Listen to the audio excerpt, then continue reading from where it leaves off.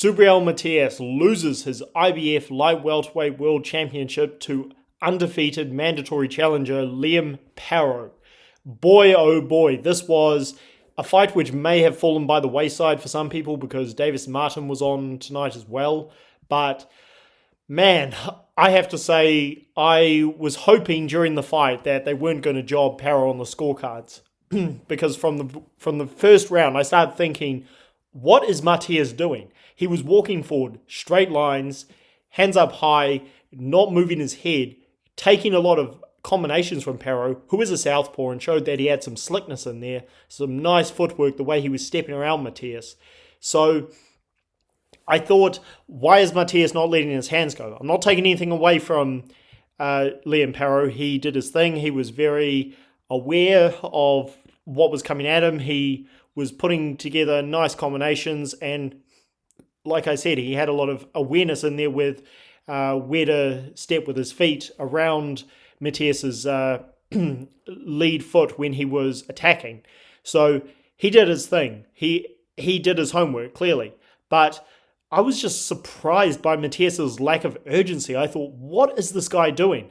When he let his hands go, I think it was probably round 4 that he started to put together combinations. He was digging to the body. He was pushing Paro back.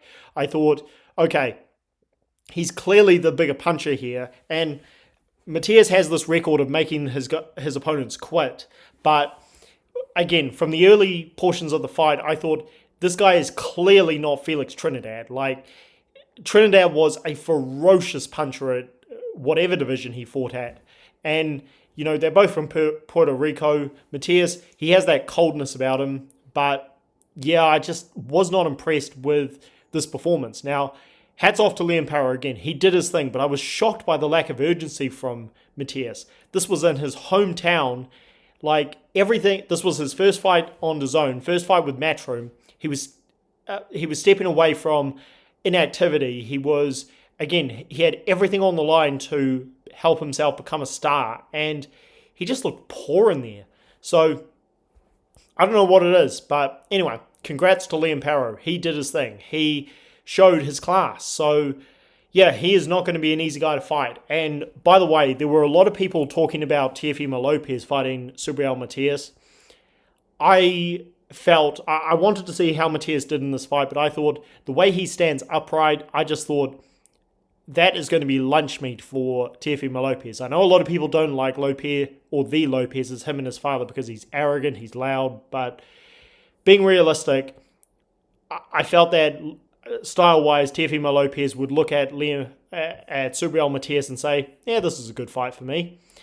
And I was very surprised again that Matias, he not only didn't show urgency, but he just seemed to be okay when Matias was picking him apart, and he was very classy afterwards, you know, giving Liam Paro his props. But yeah, it's not a good performance. So Liam Paro, he takes the IBF Light Welterweight Championship, and where is he going to go?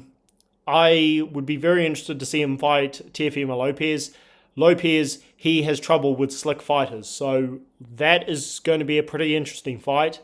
And what more can you say? Eddie Hearn loses another big star. Now, you can't always blame the promoter, and I did talk to Rick Glazer about this. Sometimes when you match, like, fighters lose when they fight the best, but this is just a terrible record for Eddie Hearn. It's ridiculous how often his star fighters are losing. And this was a mandatory, so Matias is not going to have a rematch clause. So, yeah, Matias, he got exposed, really. And Liam Paro goes on to bigger and better things. Drop your thoughts down below. How many of you guys watched this fight over the Frank Martin Tank Davis fight? I will do a review on that. Catch you guys later. Like the video and subscribe to the channel for more, as always.